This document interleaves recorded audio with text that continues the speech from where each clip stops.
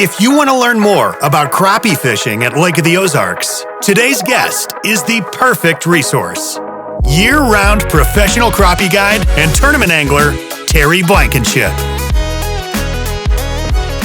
Terry Blankenship, welcome to the show. Thank you, sir.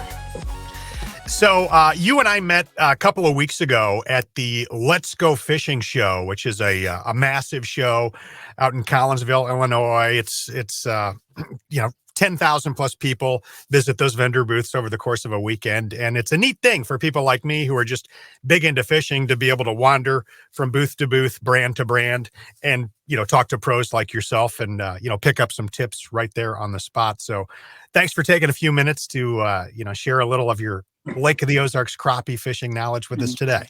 Absolutely. So you are a full-time professional crappie fishing guide at Lake of the Ozarks. And that is a career that I am so fascinated by. And I'm sure you've got a lot of stories to tell. I mean, you're the guy people are hiring because they want to learn and because they want, a fishing experience that they're going to remember forever. And that's a lot of pressure, for a guy like you to provide that. So I just want to, take a few steps back and see how this all got started. You have not been doing this your entire life.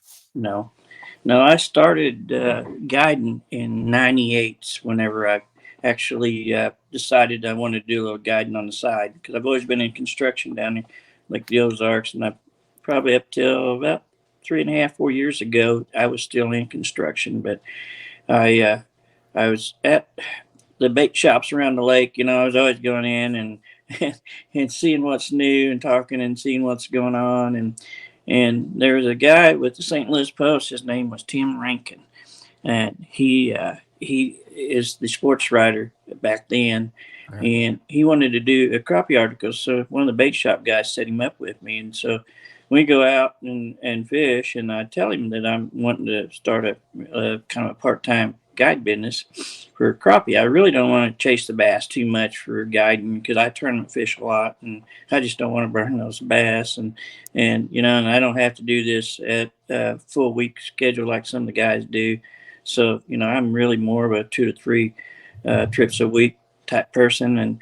But as we went out and he wrote the article, and this is actually how it went too, but he said, Terry proceeded to make 13 casts and caught 12 fish. He said, but the 13th one just got off. And he said that he was wanting to start a part-time crappie guide business. And so that was a Sunday paper when it came out, and there's like 2 or 3 million people viewed it, and whatever the span is around St. Louis. And right. And my phone actually probably rung for 2 weeks straight, and I kind of developed my own clientele that I needed in about 2 weeks' time. And wow. So from that point, a lot of my people, I've got 3 generations of people that I've taken fishing, some Sullivans from south of St. Louis, their little ways. And they still call, but they've recently more got into their own equipment a little bit more.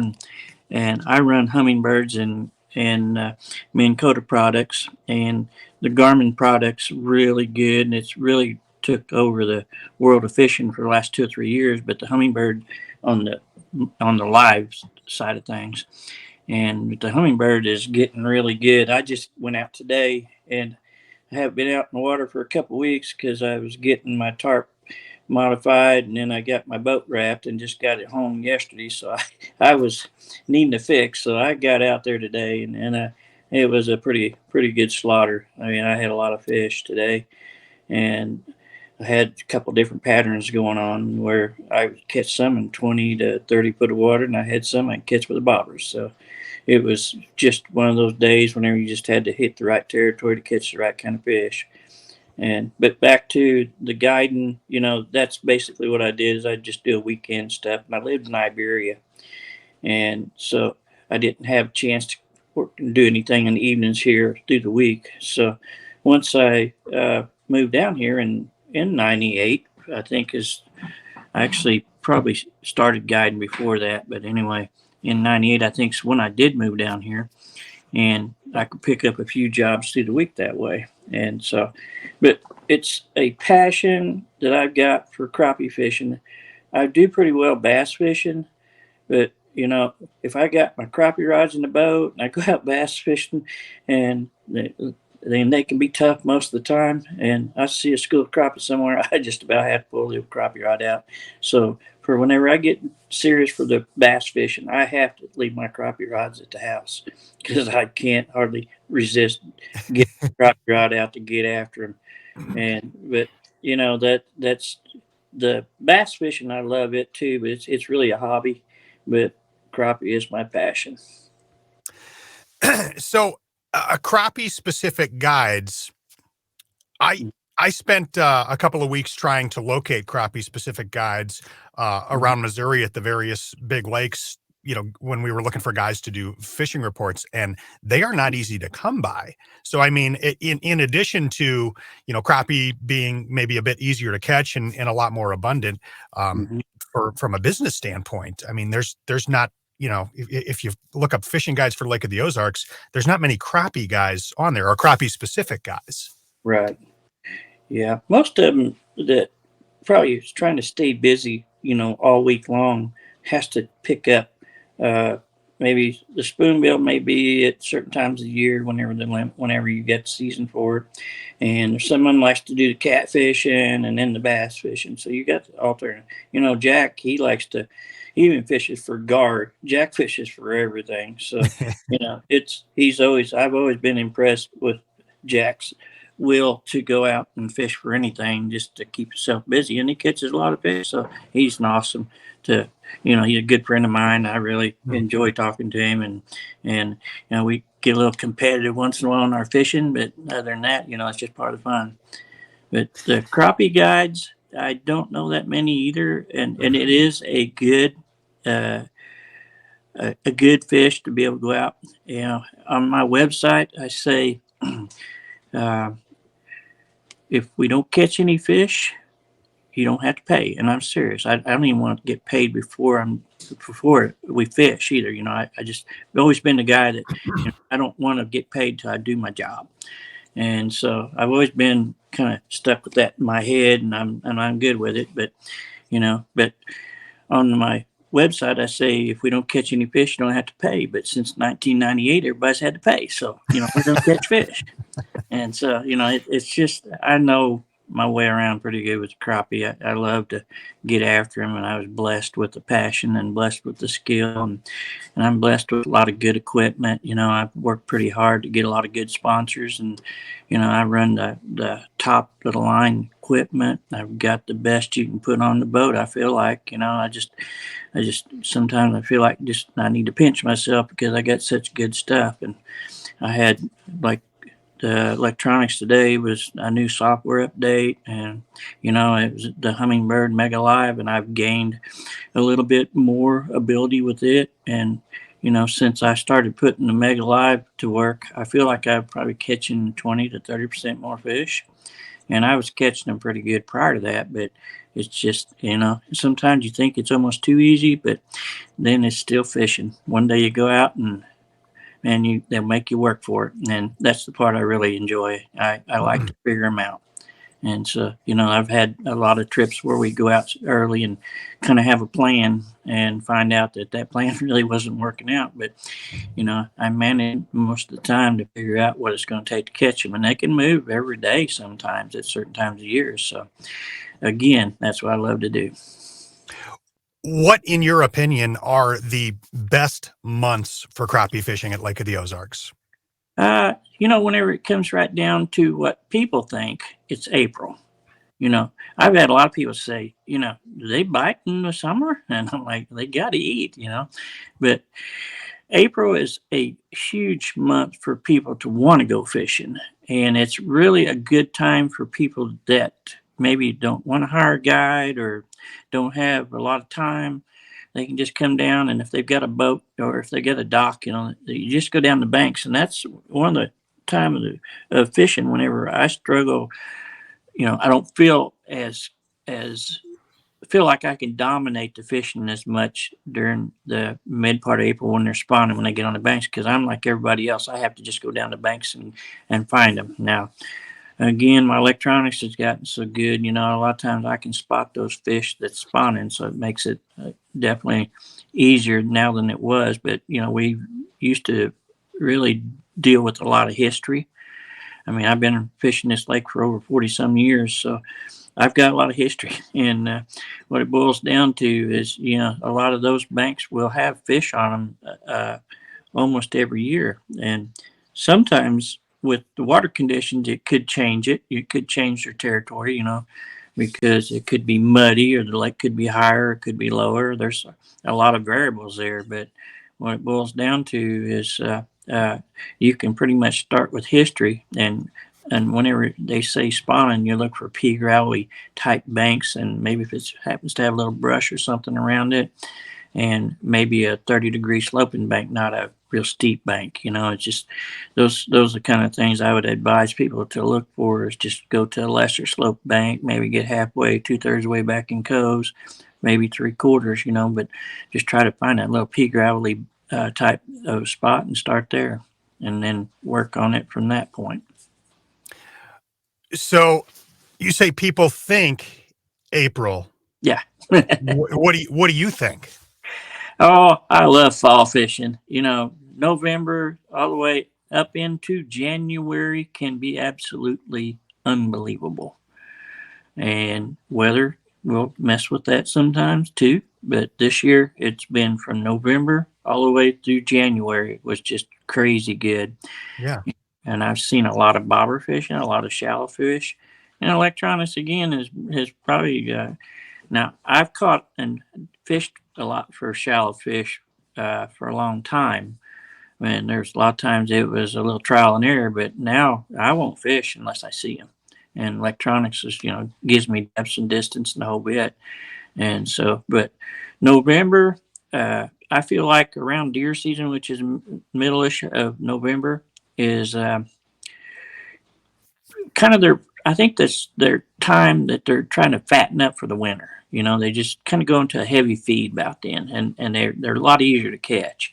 Hmm. And as no, and you go into December, November, December. If you're a dock shooter, like I'm a dock shooter too, and that's a primo couple months to dock shoot. And once that water temperature gets maybe below 45, I think it slows you down. You can still dock shoot. You can do that year round, but there's just premium times that that there's best for this that.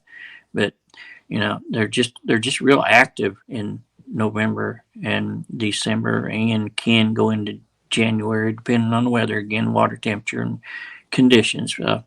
That's still a part of the ritual of fishing to me, is just trying to figure out what they're doing. I hadn't been for 2 weeks, and so I went out today, kind of went looking for the fish where I last fished, and they weren't there. And so I checked a few other places, and I finally started spotting some on my electronics that was over some really deep water, and I could tell they were crappie because of the way they stacked on even on my 2D. Mm-hmm. And I wound up just had to hit them in the head a little bit, but there was hundreds, maybe thousands of fish out there that I was chasing. So, you just have to just kind of get one in the right particular spot for them to bite this time of year. They're cold-blooded. The water's cold. Their metabolism don't demand a lot of food right now, so they don't just jump all over a bait all the time. But there'll be some time during the day that they will kind of get into a little feeding frenzy. As far as brush piles, I know brush pile fishing is a really big deal down at Lake of the Ozarks. Where do you stand on the artificial stuff? Like, I'll see with PVC pipe and things like that. I'm not talking about singing Christmas trees and things like that. I'm talking about the plastic stuff people are sinking. What do you feel about that? And is it as effective? Oh, it's very effective, and I really, really do love to fish that type of product. I put a lot of it out myself. I put out, Really? yeah, I've got. Whenever I was running projects and had condo projects, my boss, he said, I seen a deal in the conservation manual where this guy takes 5-gallon buckets and he puts PVC pipes on it, And and I know you're talking about some other manufacturers too, but the only ones that I've put out is the ones that are kind of built. But we always Mhm. had a lot of paint buckets, and we had a lot of extra concrete, and a lot of scrap PVC pipe, and we probably built 200 or 300 of those. And so I just strategically would try to place them in places that I felt like should hold fish, and I've caught some really nice fish off of that kind of structure. There's times whenever it doesn't hold a lot of fish, Mhm. but I kind of like that for catching big ones. And Hmm. there's times whenever you've got a huge school of fish on a brush pile or structure or whatever, and it's pretty hard to say you can go in there and catch a big fish off of it. I mean, if you do, you do, but for me, I kind of like those more isolated spots, like something like a smaller PVC type pipe with buckets or PVC. They got you see them all the time, the Christmas tree looking stuff, Mhm. and all that stuff is really good, and it's almost better around docks because you've got shade around the dock. One of the problems I had with some of the buckets I put out on a sunny day, it seemed like those fish didn't really want to be in it too much, maybe a little too bright. Hmm. But so I always kind of figured on cloudy days, it seemed like my percentages went up. Now I'm talking about clear water, then, I mean, if it's just dirty water or something, I don't think it really makes much difference. But with clear water, I feel like that it actually, there's times whenever I wouldn't see hardly any fish in there. So I did go back and put some horizontal structure alongside that stuff to kind of help add a little, more reason for them to be there. Put it that way. And I know a lot of people do that. People are throwing stuff, sinking it right under their docks. Yep. So they've Mhm. got. Is that completely legal to Yeah. do? Yeah. Well, uh, one of my very best friends used to have a dock company, and Union Electric and the conservation got involved with the condo docks, and they were required to put uh, structure under these docks. So yeah, Really? yes, yeah, I would have liked to got in on that because I think they paid pretty good, but they didn't. I didn't get into the right circle at the right time. But that was something that a lot of your newer docks are almost. I think they're almost required to do it.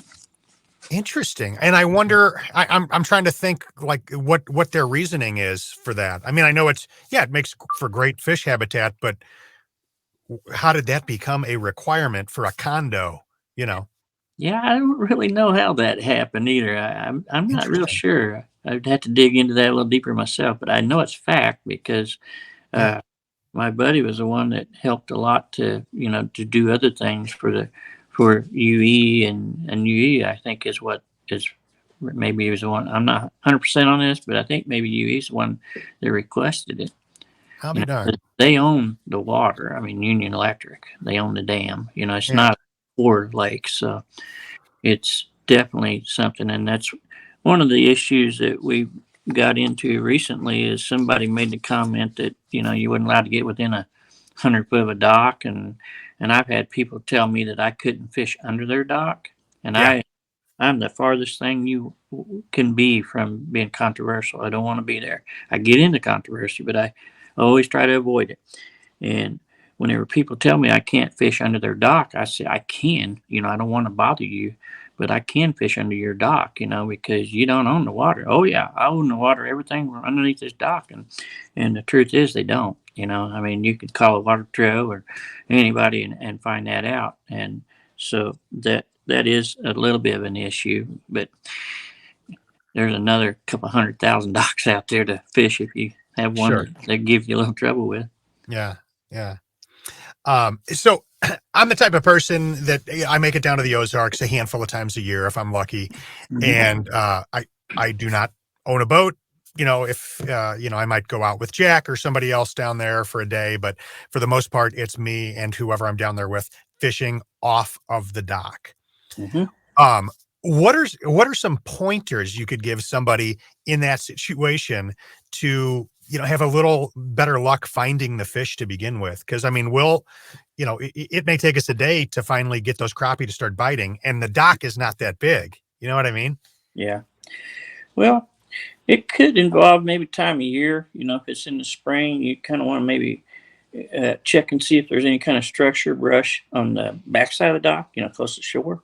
Mm-hmm. And, you know, uh, I've built a lot of beds and I've been hired a lot to build beds. And I always tell people, I said, our best way is to build something shallow, something mid-level of the dock, and then maybe something out on the deep side. And so, I mean, you really, if you're going to come down and you're not familiar with what the dock is, uh, if it's a condo dock, most structure is tied to a condo dock is down the walkway, the center part of the dock.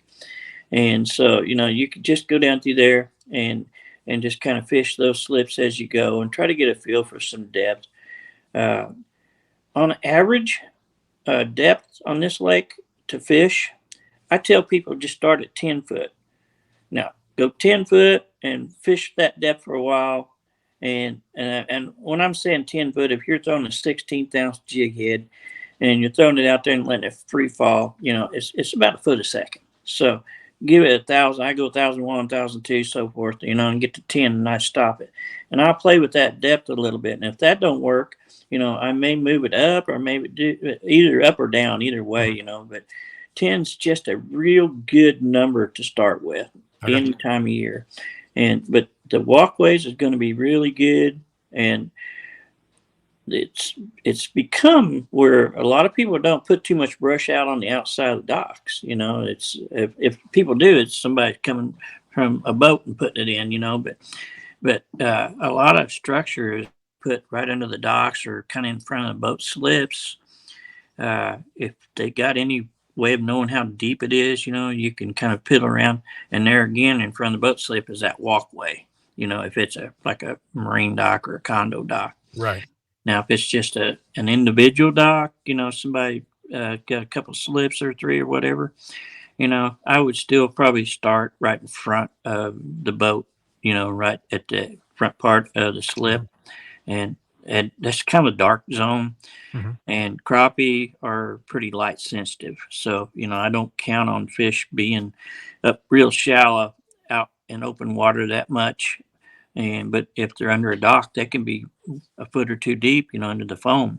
So there's just advantages to getting on a dock and being able to fish it. You just got to kind of figure out what they are. And what I've explained, I think, is going to help somebody a lot. Absolutely. Another question I have is, some guys will say when crappie are biting, color doesn't matter whatsoever. Where do you fall on that? Uh, One of the issues I've had with colors before is somebody asked me what my favorite color is, Mm-hmm. and I told them, and then, well, my favorite color is so and so, and I said, well, so when somebody asks me what your favorite color is and what you caught the most fish on, I'll just kind of turn it on them and ask them, well, what's your favorite color? Mm-hmm. And believe me, it can vary, but whenever you're fishing in the central part of the United States right now, I mean, I'm sponsored by Bobby Garland, been with them a long time, and they've come out with the baby shad swim R's, and then they got the slab slayers. Now we got mayflies Mm-hmm. and itty bits, and there's such a broad area of baits. Mm-hmm. But when it comes to the colors, if I had to say there was only going to be four colors that I would ever throw or ever be able to throw, it would be a blue ice, monkey milk, and they got a purple monkey milk, and maybe a Bayou Booger. Now, this is all Bobby Garland name Mm-hmm. stuff, but what it boiled down to is those colors is caught 90% of the fish I fish for.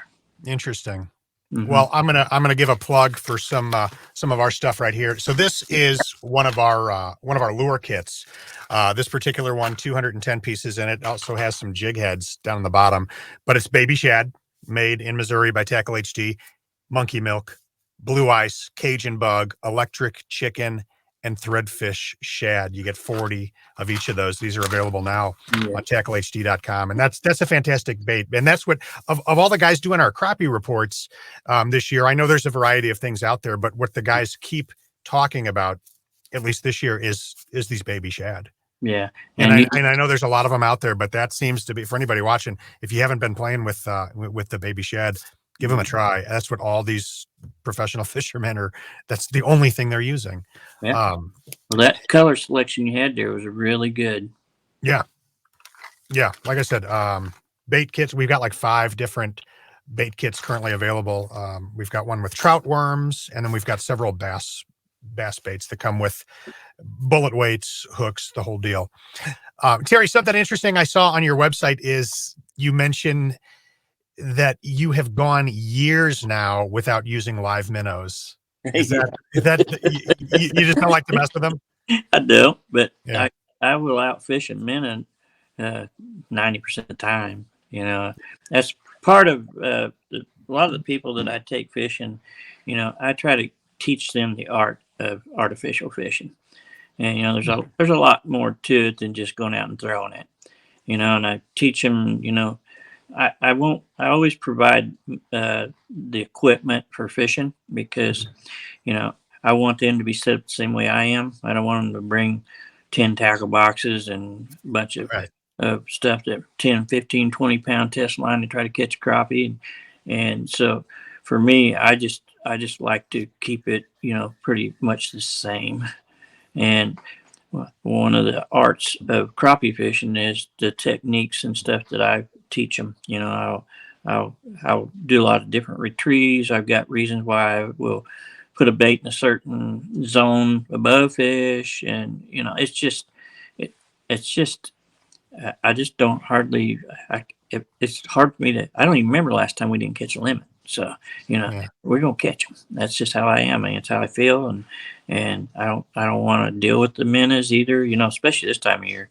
You know, having to deal with you know getting in and getting minnows out of a bucket. And Yeah. but I probably I think if I can relate to all the times I've had minnows in my boat in the last 3 years, I think it's twice. And it's once was with a couple of gals that wanted to go fishing, and I just wasn't sure. You know, I wanted to make sure they had a good trip, so I stopped and got some minnows. They were so good they didn't need minnows. And then another time, I had a young guy that was this lady that was a writer for Arkansas Times or something down in Arkansas. She had her up here for a vacation, but she wanted to do an article while she's up here, and she said, my boys never crappie fish, and I'd sure like to see him catch something. And so I got some minnows for him, and he didn't need them either. You know, we used them a little bit, but, you know, he wound up catching a limit without them. So, you know, Hmm. if you can pull a limit off, you know, and you don't have to have a live bait to do it, I think that's the way I want to go. So I've seen plenty of photos on your social media of you holding up big old bass, holding up checks from bass tournaments that I know you do for fun. Do you compete on the crappie circuit? I did. Yeah. I used to travel a little bit, and I really did enjoy it.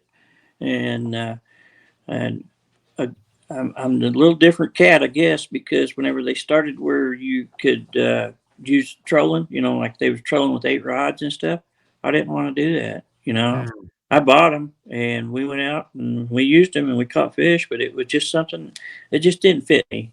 And so I knew after a little while that I wouldn't be able to compete consistently. Like if you was a troller, you could really probably be pretty consistent, you know, from lake to lake. And for me, I knew that that wasn't going to happen, so I kind of got out of it. I still fish, you know, a few of the tournaments that comes around here local, you know, that might be a national event. So I won 2 or 3 of them over the years, and you know, it was. I'm good, you know. I'm glad I'm good where I'm at, and I enjoy the guiding, and you know, we fished probably 4 crappie tournaments in the last 2 years, you know, just jump in something, maybe nothing big and major, but you know, do well, always get a check or have been, you know, hopefully I can keep doing it. But you know, that to me is just it's still a lot of fun. But I really reserve the tournament fishing for bass now. Uh, I don't know a lot about the crappie circuit. How is that scored? Used to when we first started, you might have to weigh in 20 fish, and then it went down to 10, and and it wasn't necessarily that you had to uh, try to keep them alive. Well, you kind of did. I mean, the thing about a lot of crappie tournaments is it's kind of an honor system. You can start about anywhere you want to in a lot of them, and so if you do well, you have to take a lie detector test.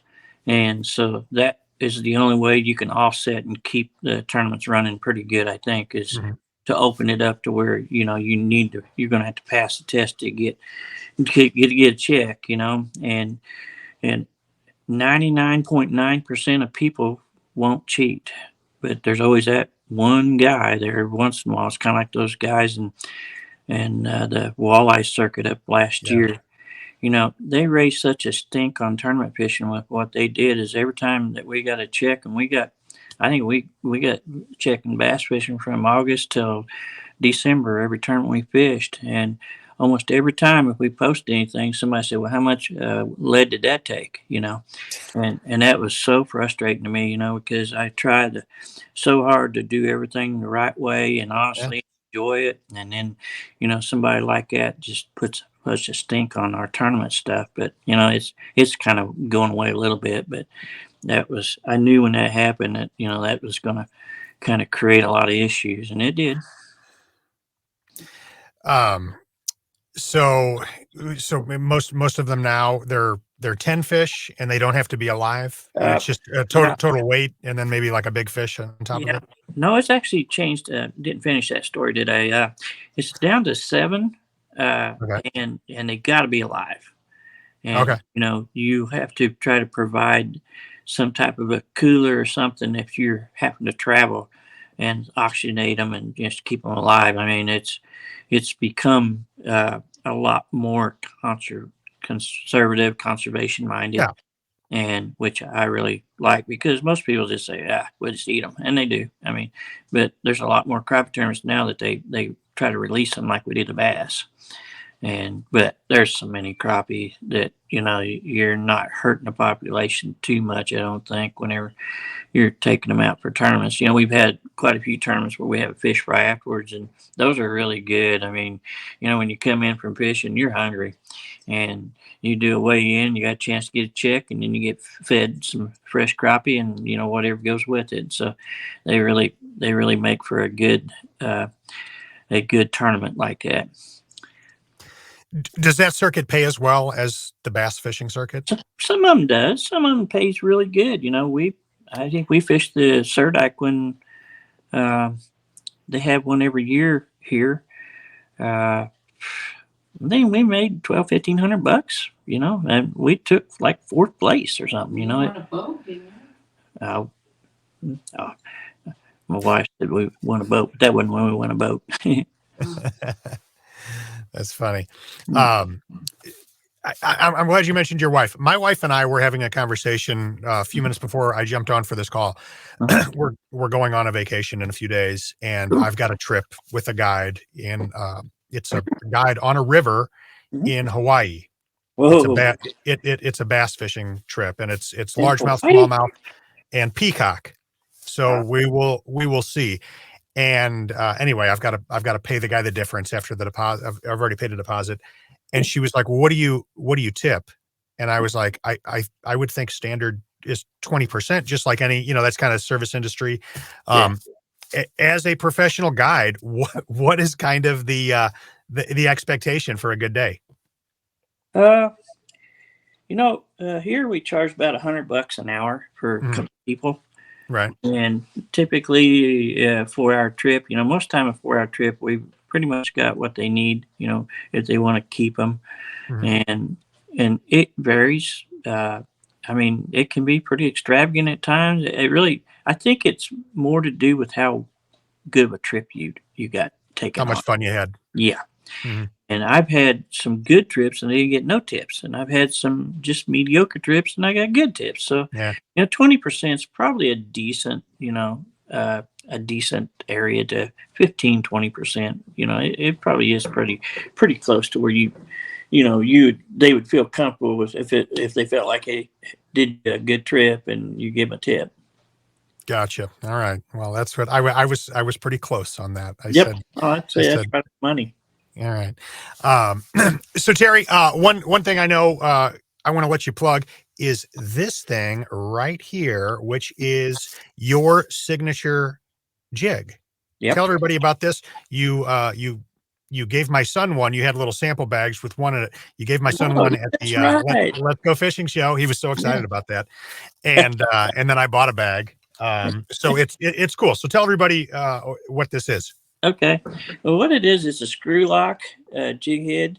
And what happened is a guy come to me one time and he said, "Hey, I've got some of these jig heads I'd like you to try." And I looked at him and said, "Well, the heck, you know?" And he said, "Well, just push the bait on there and screw it on." And that's basically what it is too. But uh, I've had people that try to put it on by just pushing it all the way up like you would a regular bait on a jig. You Mhm. can't do that. It won't push up. If you push it that far, you tore that bait all to pieces. Yeah, So it'll destroy it. yeah. So basically, whenever he brought me that bait, I went out and fished for about a month with it. When he come back, he said, "What do you think of that jig head?" And I said, "It's by far the best jig head I've ever used. I mean, if I'm not hung up in the brush, I can use a bait and I can use one bait and I can fish almost all day with it. Mhm. Just and that's not how it normally works, but you can actually do that. I've fished with a bait 3 days in a row before, but that's when you're not fishing structure or something like that.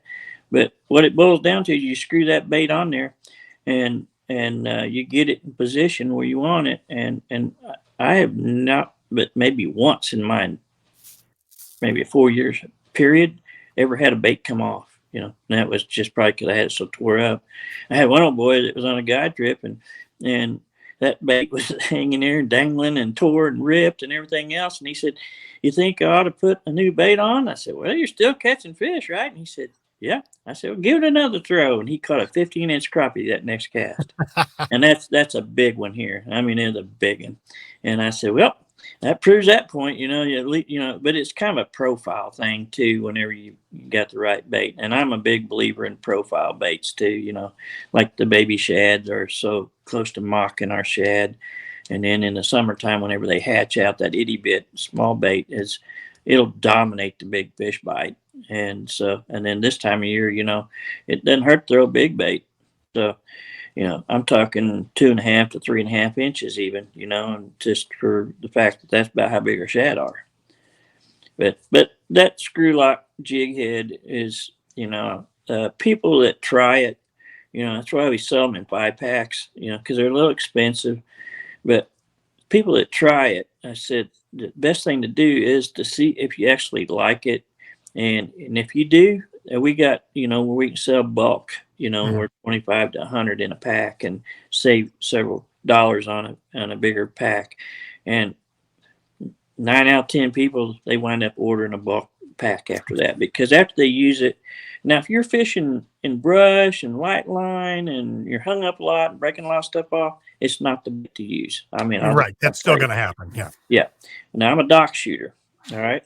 Dock shooting, I mean, I put a lot of pressure on when I'll shoot 20, 30 foot under a dock. Okay. By launching that rod, I shoot with a 7'4" FX rod. And whenever I get that thing bowed back, when it comes to the end, it is firing, buddy. And you take just a regular jig head, and a lot of times you'll tear the skirts off of them, when you're Yeah. doing that. This jig head, you cannot do that. It will not do it. It'll just hang on to them. So it's especially good for dock shooting. And then it's not so good for the lures, but manufactured, but it will hold a lure for a long time. Where you don't have to. It just doesn't come off. You have to tear it up or hang it up and lose it. Yeah. Well, if anybody watching, if you want to check it out, it's called the Blankenship Crappie Head, and you can Yep. see it right there. Yep. So Terry, so obviously people can hire you if they are Mhm. interested in going out searching for crappie at Lake of the Ozarks.